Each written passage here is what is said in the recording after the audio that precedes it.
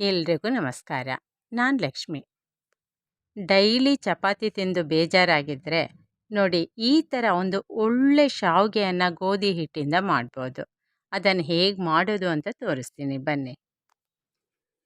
ಶಾವಿಗೆ ಮಾಡೋದಕ್ಕೆ ನಾನಿಲ್ಲಿ ಒಂದು ಸಣ್ಣ ಬೌಲಲ್ಲಿ 2 ಬೌಲಷ್ಟು ಗೋಧಿ ಹಿಟ್ಟನ್ನು ತಗೋತಾ ಇದ್ದೀನಿ.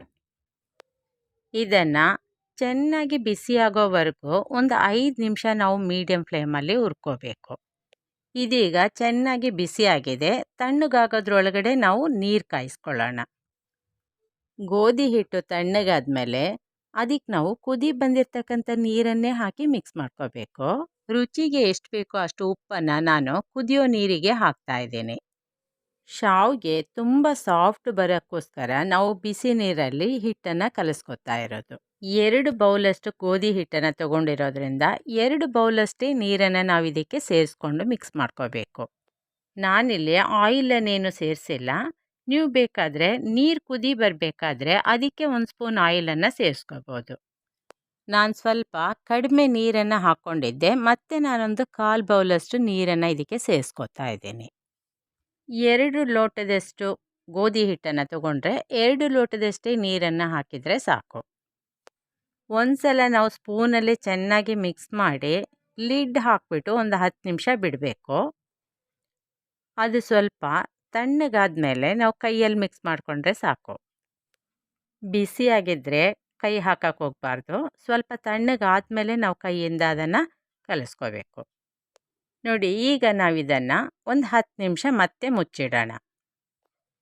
ನಾನಿಲ್ಲಿ ಶಾವಿಗೆ ಮಾಡೋದಕ್ಕೆ ಇಡ್ಲಿ ಪಾತ್ರೆಯನ್ನು ತಗೊಂಡಿದ್ದೀನಿ. ಇದಕ್ಕೆ ನಾನು ಒಂದು 3 ಲೋಟದಷ್ಟು ನೀರನ್ನು ಹಾಕ್ತಾ ಇದ್ದೀನಿ. ನೀರು ಹೆಚ್ಚಿಗೆ ಹಾಕೋದು ಬೇಡ. ಕುದಿ ಬರಬೇಕಾದ್ರೆ ನೀರು ಮೇಲ್ಗಡೆ ಬರುತ್ತೆ, ಹಾಗಾಗಿ ತಳದಲ್ಲಿದ್ದರೆ ಸಾಕು. ನೀರು ಕುದಿ ಬರಬೇಕಾದ್ರೆ ಡೈರೆಕ್ಟಾಗಿ ಮೇಲೆ ಬರ್ದಲೇ ಇರೋದಕ್ಕೋಸ್ಕರ ನಾನು ಫಸ್ಟ್ ಒಂದು ಪ್ಲೇಟನ್ನು ಇದ್ರ ಮೇಲೆ ಇಡ್ತಾ ಇದ್ದೀನಿ. ಪ್ಲೇಟಿಗೆ ಸ್ವಲ್ಪ ಎಣ್ಣೆ ಅಪ್ಲೈ ಮಾಡ್ಕೊಳ್ಳೋದ್ರಿಂದ ತಳದಲ್ಲಿ ಹಿಟ್ಟೇನು ಇಟ್ಕೊಳ್ಳೋದಿಲ್ಲ. ಕ್ಲೀನಾಗಿ ನಾವು ಶಾವಿಗೆಯನ್ನು ಅದರಿಂದ ತೆಗಿಬೋದು. ಇಡ್ಲಿ ಪ್ಲೇಟಿಗೆ ಸ್ವಲ್ಪ ತೆಂಗಿನ ತುರಿಯನ್ನು ಹಾಕ್ಕೋಬೇಕು. ಇದರಿಂದ ಶಾವಿಗೆಗೆ ಒಂದು ಒಳ್ಳೆ ಟೇಸ್ಟ್ ಬರುತ್ತೆ. ಲಿಡ್ ಹಾಕಿ ಒಂದು 10 ನಿಮಿಷ ಆಗಿರ್ಬೋದು. ನೋಡಿ, ಹಿಟ್ಟು ಇನ್ನೂ ಸ್ವಲ್ಪ ಸಾಫ್ಟ್ ಆಗಿದೆ. ನೋಡಿ, ಬೆರಳಿಂದ ಪ್ರೆಸ್ ಮಾಡಿದಾಗ ಈ ರೀತಿ ಹಿಟ್ಟು ಒಳಗೆ ಹೋಗಬೇಕು. 2 ಲೋಟ ಗೋಧಿ ಹಿಟ್ಟಿಗೆ 2 ಲೋಟ ನೀರು ತಗೊಂಡ್ರೆ ಸಾಕು. ಇದೇ ರೀತಿ ಪರ್ಫೆಕ್ಟಾಗಿ ಬರುತ್ತೆ. ಹಿಟ್ಟು ಅಂಟ್ಕೊಳ್ದಲೇ ಇರೋಕ್ಕೋಸ್ಕರ ಕೊಳವೆಗೆ ನಾನು ಸ್ವಲ್ಪ ಎಣ್ಣೆಯನ್ನು ಅಪ್ಲೈ ಮಾಡ್ಕೋತಾ ಇದ್ದೀನಿ. ಅದೇ ರೀತಿ ಅಚ್ಚಿಗೂ ಸ್ವಲ್ಪ ನಾವು ಎಣ್ಣೆನ ಅಪ್ಲೈ ಮಾಡ್ಕೋಬೇಕು. ಶಾವಿಗೆ ಅಚ್ಚನ್ನು ಈ ರೀತಿ ಇಟ್ಟು ಕೊಳವೆಗೆ ಫಿಕ್ಸ್ ಮಾಡ್ಕೋಬೇಕು. ಈಸಿಯಾಗಿ ನಾವು ಅದನ್ನು ಫಿಕ್ಸ್ ಮಾಡ್ಕೋಬೋದು. ಕಲಸಿಟ್ಟಿರ್ತಕ್ಕಂಥ ಹಿಟ್ಟನ್ನು ಉಂಡೆ ಮಾಡಿಬಿಟ್ಟು ಕೊಳವೆಯೊಳಗೆ ಈ ರೀತಿ ಹಾಕಬೇಕು. ಗ್ಯಾಪ್ ಇರೋದ್ರಿಂದ ಮತ್ತೆ ಸ್ವಲ್ಪ ಹಿಟ್ಟನ್ನು ನಾನು ಅದಕ್ಕೆ ಹಾಕ್ತಾ ಇದ್ದೀನಿ. ಫುಲ್ ಹಿಟ್ಟು ಹಾಕಿದ ಮೇಲೆ ಅದಕ್ಕೆ ಲಿಡ್ ಹಾಕಬೇಕು. ನೋಡಿ, ಈ ರೀತಿ ಕೊಳವೆದು ಮೇಲೆ ಲಿಡ್ಡನ್ನು ಫಿಕ್ಸ್ ಮಾಡ್ಕೋಬೇಕು. ಇಡ್ಲಿ ಪ್ಲೇಟಿಗೆ ಎಣ್ಣೆಯನ್ನು ಅಪ್ಲೈ ಮಾಡಿಬಿಟ್ಟು ಸ್ವಲ್ಪ ತೆಂಗಿನ ತುರಿ ಹಾಕಿಟ್ಟಿದ್ದೆ. ಅದ್ರ ಮೇಲೆ ನಾವೀಗ ಶಾವಿಗೆಯನ್ನು ಒತ್ತೋಣ. ಈ ಅಚ್ಚಲ್ಲಿ ಶಾವಿಗೆಯನ್ನು ಈಸಿಯಾಗಿ ನಾವು ಒತ್ಬೋದು. ನೋಡಿ, ಈ ರೀತಿ ಪ್ರೆಸ್ ಮಾಡ್ತಾ ಹೋದರೆ ಸಾಕು. ಬಿಸಿನೀರಲ್ಲಿ ಕಲಸಿರೋದ್ರಿಂದ ಬಿಸಿಯಾಗಿರಬೇಕಾದ್ರೇ ನಾವು ಶಾವಿಗೆನ ಒತ್ತಿದರೆ ಈಸಿಯಾಗಿ ಬರುತ್ತೆ. ಕಲಸಿರ್ತಕ್ಕಂಥ ಹಿಟ್ಟು ಪರ್ಫೆಕ್ಟ್ ಆಗಿರೋದ್ರಿಂದ ಈ ರೀತಿ ಶಾವಿಗೆ ತುಂಬಾ ಚೆನ್ನಾಗಿ ಬರ್ತಾ ಇದೆ. ನೀರು ಚೆನ್ನಾಗಿ ಕುದಿ ಬಂದಮೇಲೆ ನಾವು ಪ್ಲೇಟ್ಗಳನ್ನು ಅದ್ರ ಮೇಲೆ ಇಡಬೇಕು. ಪ್ಲೇಟ್ಗಳನ್ನು ಇಡಬೇಕಾದ್ರೆ ಒಂದಕ್ಕೊಂದು ಟಚ್ ಆಗಬಾರ್ದು. ಆ ರೀತಿ ನಾವು ಪ್ಲೇಟ್ಗಳನ್ನು ಜೋಡಿಸ್ಕೋಬೇಕು. ಮೇಲೆ ಲಿಡ್ ಹಾಕಬೇಕಾದ್ರೆ ನಾವು ಫುಲ್ ಕಂಪ್ಲೀಟ್ ಮುಚ್ಚಕ್ಕೆ ಹೋಗಬಾರ್ದು. ಸ್ವಲ್ಪ ಅದನ್ನು ಓಪನ್ ಮಾಡಿಡಬೇಕು. ಯಾಕಂತ ಹೇಳಿದರೆ ಆವಿ ಹೊರಗಡೆ ಹೋಗಬೇಕು. ಆವಾಗ ಅದ್ರದ್ದು ನೀರು ಕೆಳಗಡೆ ಬೀಳೋದಿಲ್ಲ. ಈ ರೀತಿ ಇಟ್ಟು ಒಂದು 15 ನಿಮಿಷ ನಾವು ಮೀಡಿಯಮ್ ಫ್ಲೇಮಲ್ಲಿ ಬೇಯಿಸ್ಕೋಬೇಕು.